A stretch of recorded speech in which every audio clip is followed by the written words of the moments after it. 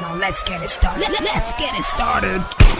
Play ball! It was an intense Merseyside derby. That game ended 2-2. Everton and Liverpool playing like a 2-2 draw. Everton scoring in the last minute of that game to equal to draw that game 2-2. It was a good game. Everton scored first through a very worked out free kick from Everton. Beto scoring that goal, and McAllister and Salah scored for Liverpool to make it 2-1. Then Everton scored the final goal to make it 2-2, and they started fighting after the game. Red cards started flying everywhere. Okay, if you look at that game, it's what we were expecting. A fight, a struggle, because Van Dijk said after the game, this type of game is like a final for Everton because they don't win anything. So this game is like a final to them, and they showed up, and at least they got a point from that game. They didn't show up, but I just feel like, before the game I said something about Moyes is my man. He's coached us, he's won the Continentals with West Ham United, but he's a good coach, and he's taken this side before to the Champions League. He's been constantly on the top half of the table. When I look for Everton in the Premier League, you always see them in the top half of the first 10. And for some time now, they've not been in that first 10 conversation. They've always been in the bottom half of the table. But him coming back even with the new takeover, with the Fred King group taking over, I just feel like it's time to start to rebuild Everton again. And for me, winning Liverpool is not just going to be the highlight of the season.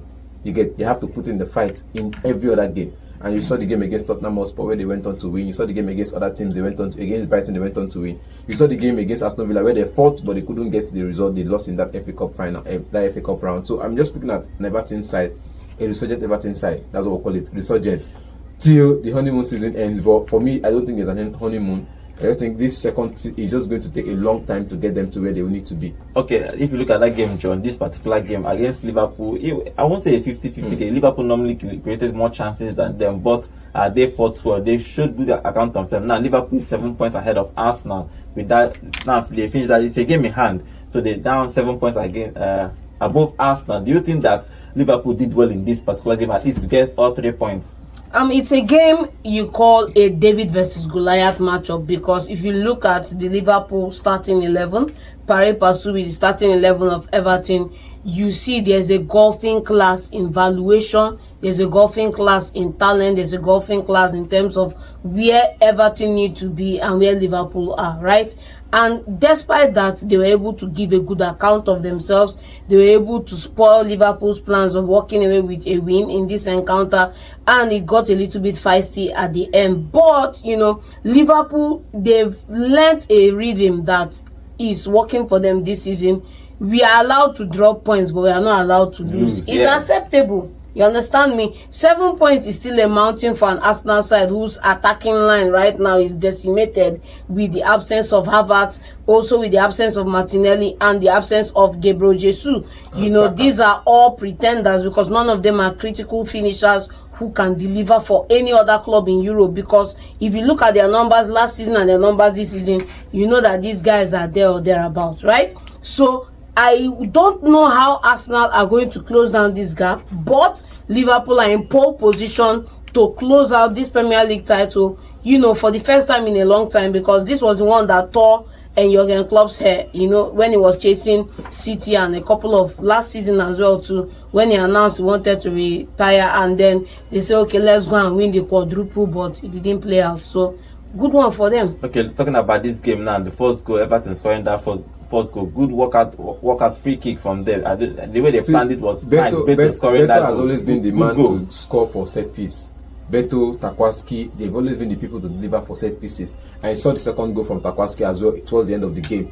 It's always good to see Beto position himself. I think in set pieces, his positional awareness is better than that of Calvin Lewis. Okay, so if you want to score or you want to win games off set piece, start Beto. But you want to win games off players making the runs, bullying defenders, making the invisible runs in between defense line and getting the pass and joining the build-up play. Calvin Lewis is your guy. But I just feel like in this game, Moyes read the room, read the style of play of Liverpool and kind of set a trap here or there. Because that trap is Beto would always be on Konate and not.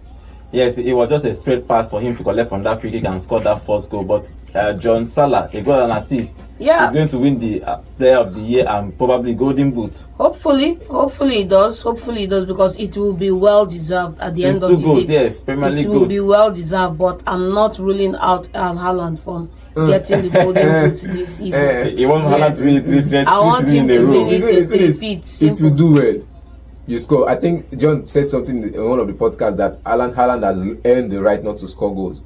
I think Salah has not earned that right yet, so he continues to bag goals, he continues to get assists. And this season, I'm not just seeing him as player of the year, I'm seeing him as playmaker of the year, player of the year, and everything that has to come with, every award that has to come with PFA, Players Football Association, Professional Football Association award, anything that has to do with it, and even the fan base award as well, because he's gotten the assists. I think he's topping the chart for the assists so far. He's topping the chart for the goals. He's currently topping the chart for chances created per game.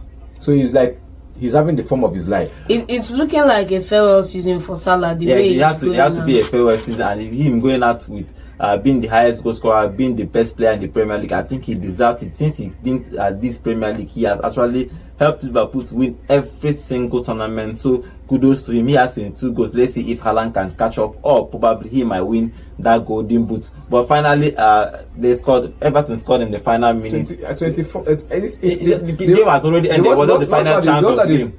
The referee gave 25 minutes. You get, and they were agitating for them to end the match, and they scored in the 5 minutes, and they scored in the 7th minute of the game. And I'm like, extra 2 minutes. People don't understand this particular when they give this extra time. It said minimum of 5 minutes. That means referee can actually leave that game more than 5 minutes. Now, that became a problem, because now we're expecting at least 6 minutes end the game. Nobody died on the field. Then extra 2 minutes, and they scored the goal, and they went in to celebrate. And Liverpool were trying to get back into the game, because I feel like Liverpool could have at least, even if that time was going to extend to 8 minutes, they might. Well, after the end whistle, then they started fighting. Jones was fighting, and doucoure was fighting. They all got a red card in that game. Then Slot, what is surprising was Slot got a red card. I don't know why Slot got a red card. I think there will be a contention on Slot's red card, because it was in the heat of the moment. Yes, I think we'll have to get a lip reader to read what Slot said to the referee to warrant a red card, because he came with a strong, firm handshake. And he said something. So you have to interpret, or you have to say what did Slot say to the referee at that moment to get in the red card. Okay, let's see what happens. It was an intense game, and red cards. 3 red cards, 1 for Slot, 1 for Everton player, and 1 for a Liverpool player. At the end of the game, they started fighting. But it was a good game. As Van Dijk said, that it's like a final for Everton when they play Liverpool, especially at Goodison Park. And that game lived up to his own expectation. It ended 2-2. Now Liverpool are 7 points ahead of Arsenal in this running. So let's see if Liverpool and Slot can maintain this particular form till the end of the season. If they do that, probably they will win the Premier League, and it's going to be the first Premier League title for Slot, which is a very huge achievement for him. But let's see if Liverpool can do that by the end of the season.